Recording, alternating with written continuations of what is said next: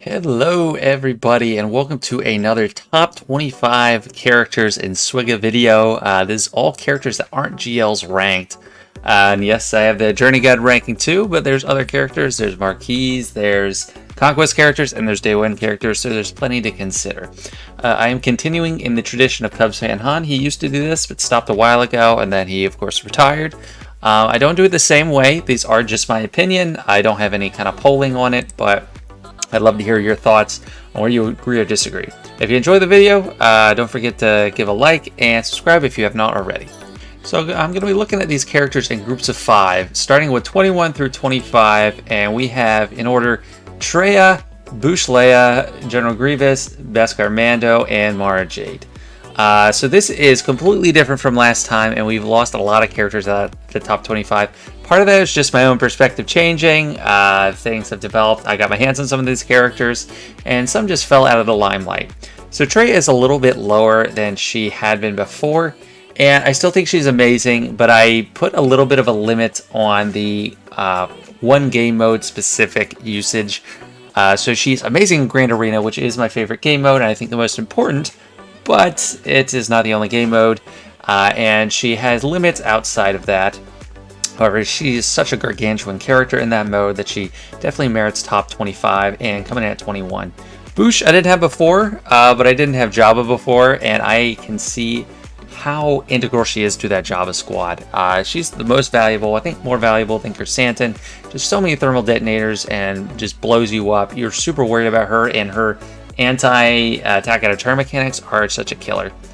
I've also kind of sweetened on Grievous recently, and I don't know if it's just because of all these droids datacrons, but he seems to be doing a lot better. There's also the Droideka Omicron, which boosts Grievous in this list more than it does Droideka. Droideka doesn't have a shot in the world at getting in the top 25, but Grievous does get a boost. So in Territory War, he's just a force to be reckoned with, and in GAC, you can find tons of uses. Conquest, he's amazing, especially with Amplify Agony back. So a lot of stuff in SWGOH is seasonal now, and things can change, and that is definitely benefiting Grievous right now. Tons of droid datacrons as well. And even though I'm not trying to focus entirely on datacrons, it's really hard to separate. And I'm not thinking of ships entirely, but he is a fleet commander, which gives him a boost. Beskar Mando, plenty of uses still. He leads a Hondo team well. And spoiler, Hondo is not on this list, but he is an honorable mention. And there's just so much stuff you can do with Beskar Mando. Scoundrels are the most... Scoundrel is the biggest faction in the game, and he fits well with everything. And he makes some key counters work, including Maul against Reva. We'll see how that holds up this season as well. Or next 5v5. This season, 3v3 off the table.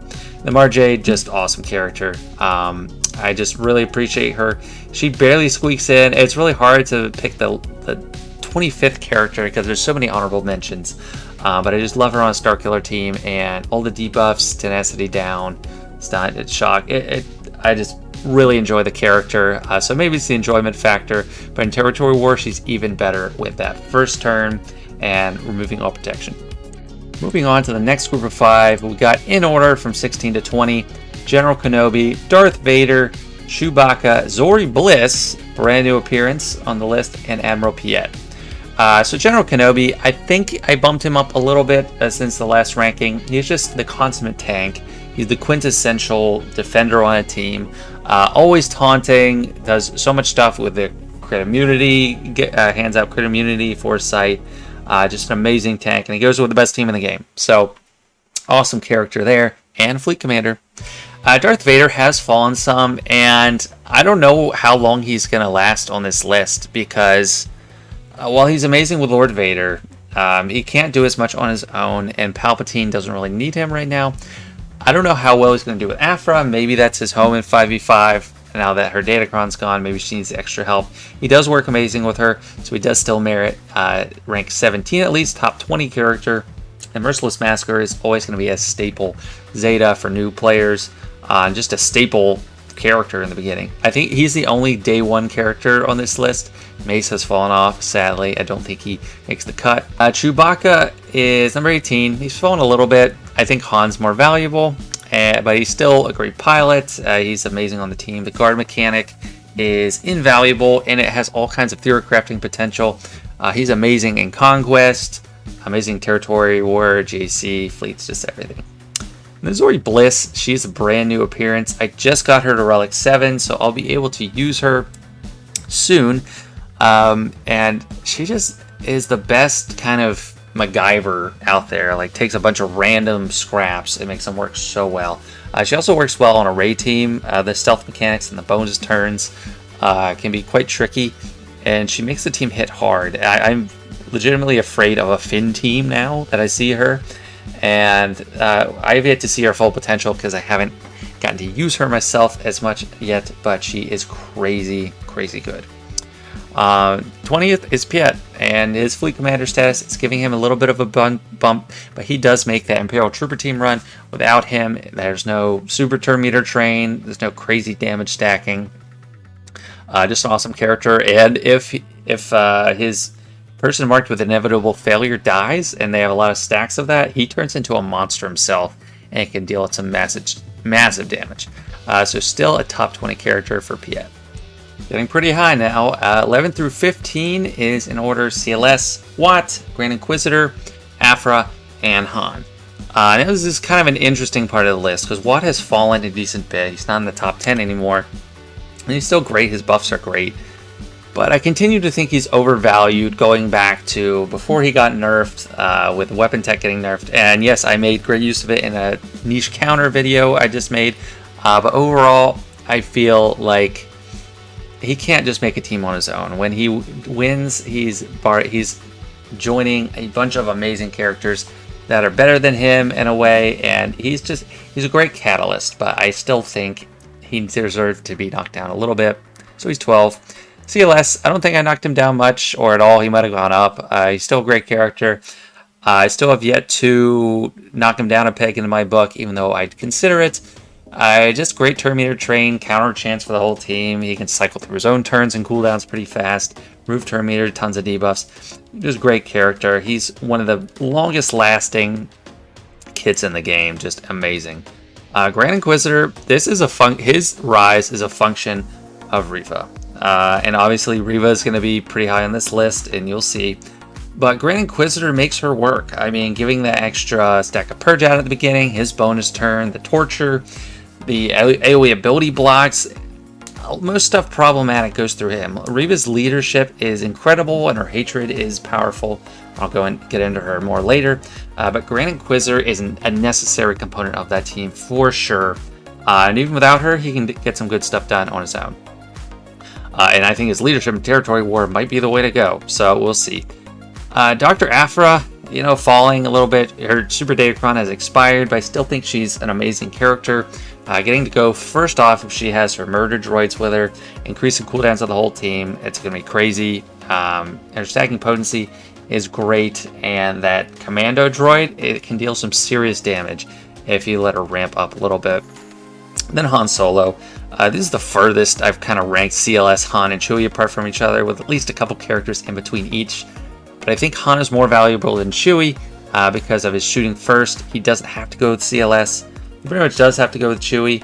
But Chewie is the supporting character to Han. I don't think Han is the supporting character to Chewie. Han is a necessary element in any comp. And stunning first will never go out of style, and he does great damage, and he pilots an amazing ship. Alright, time for the top 10, 6 through 10. So we're really moving into the cream of the crop. We got in order Jedi Knight Luke, Malak, Maul, Darth Revan, and Jedi Knight Revan. This is a lot of the same top 10 as before. Watt's not in there. Luke is an addition. These are all amazing characters, but Luke was definitely a casualty of Riva, getting squished out of the top 5, which is kind of weird. It's like, is Riva really better than... Should Riva really be better than, like, Jedi Luke Skywalker? I don't know. Should Commander Tano be better than him? I don't know. It's kind of weird how the game works, but new characters a lot of times edge out older characters. But Jedi Knight Luke is still amazing. He's got niche uses with his lead. It's great in territory battle. The AoE irresistible stun is always going to be valuable to me. His buff got nerfed, but it's still one of my favorite buffs, and it's crazy good. Maul got bumped up, and I think that's just because of how many things you can do with him. He can take on some Galactic Legends. I have found success with him against Riva, who is almost like better than Galactic Legends right now. So he gets a big bump in that regard. The Revens, I still think they're amazing, and head-to-head, I would trust Darth Revan to take out Maul. I don't know if he'd beat Jedi Knight Luke, but it's still an amazing team. His kit is just so packed, jam-packed with stuff, that I will never think he's not an amazing character. Too much to talk about, but Jedi Knight Revan, going a little bit lower. I debated dropping him to 11 to 15, but I still think his kit is timeless. He ushered in the new age of Galaxy of Heroes with big bloated kits that do a million things, with books for abilities, and I love his marking, his turn meter swap cleansing, his ability to saver mechanic. There's just so many things in there that even if he's not the lead, he's boosting up the team to a crazy degree. And a lot of times you can't win with a Jedi Master Luke without him, but with him you can take out stuff like Jedi Master Kenobi and such. Malik, I don't know, I might be overvaluing him. I think he might take a tumble at some point in the future, but having everyone get feared all the time just by hitting him is always going to have a lot of uses. Draining 100% health has a lot of uses. He's great in territory battle. Of course, in PvP, he's always useful. At a lower level, he can solo a lot of stuff. I don't really see things that he can solo in my brackets in Grand Arena. Still a crazy strong character, and I definitely think he still deserves top 10. And now we come to the peak performers in all of Galaxy of Heroes, 1 through 5 in order. Third Sister, General Skywalker, Commander Tano, Starkiller, and Darth Malgus. So I think it's pretty obvious at this point that Reva is the best character in the game. That's not Galactic Legends. She's better than Galactic Legends in some way, but we'll see how she does without that super Datacron. But even when Arnold was testing her with no Datacrons applied, they demolished every Galactic Legend, so there's no way I could not put her at number 1. And if I made this list last year, 2 years ago, 3 years ago, General Skywalker would be number 1 that entire time. So he has been like the peak performance of all Galaxy of Heroes characters that aren't Galactic Legends for like 3 years running, and he's finally been unseated by a territory battle character from a newer show. But Inquisitors, everyone dumped on them, and now they're the best team in the game. It'll be a while before I don't get her. She's the only character on this list that I don't have, but I'd be blind not to see the amazing power of that team. Other changes, I put Starkiller ahead of Malgus, and Malgus is still an amazing character. I still think he has a shot at out-edging Starkiller, but they're both Grand Arena oriented, and though they're both juggernauts in that mode, I think Starkiller has more uses. On offense, you can beat some Galactic Legends with him, and Darth Malgus draws a Galactic Legend on defense. But I don't know, they're both amazing. It's really a coin toss between them, but I put Starkiller ahead. I really enjoy using him. AoE basics, that Star Destroyer is just always going to be amazing in this game. Commander Tano, she was the one that had the best argument for best character aside from General Skywalker, and I think a lot of it's with her stat boosts. I mean, the Force Leap, the insta-kill is awesome, but the stat boosts are what really makes her just boost any team to an insane degree. And she's always going to have a use. It's unfortunate for newer players that she's so hard to get. Conquest characters are very difficult to get in Proving Grounds. And there's 3 of them here in the top 10. And it's interesting because the older... Well, I guess Malgus is like a little bit newer for Conquest characters. But the older Conquest characters are the best ones. We've had some kind of duds lately with Trench and so on. But yeah, General Skywalker, he actually got a boost when he got nerfed because he went back to his own team as the best option and became much harder to deal with because he gets up really fast. So that's my take on the top 5. Reva just in a dominating position, and the other 4 are just incredible as well, but didn't quite get top 1. A list like this wouldn't be complete without some honorable mentions. These are characters that are great, but didn't quite get to the top 25. Some of them fell out of it, like Iden, Radis, Dash fell out of it. Mace, he fell out of top 20. Boss was in top 25. I considered Bastila Fallen last time for top 25. These are all amazing characters, but they don't quite make the cut. Hondo, he's got his own issues. He doesn't have a big Datacron anymore. We'll have to see how he does with his Omicron, but even then, just GAC and his very limited use. Wampa, GAC only. Radis, his team, there's plenty of ways to beat it. He's very strong, but I don't think top 25. Kiedi Mundi was here last time. Iden fell off. Still a great team, but I don't really get to use her as much. But for beginning players, she is super solid. And Sortie, I considered putting her top 25 because she's very annoying and great on defense. But again, didn't quite make it. So, and there's plenty of other characters that probably could fit into an honorable mention role, but I didn't feel like scouring every single character and make this page really bloated. But these are all amazing characters that did deserve some mention. So that's it. Thanks for watching, guys. Don't forget to leave a like or a comment to share your thoughts and subscribe if you haven't already. And I'll see you guys later.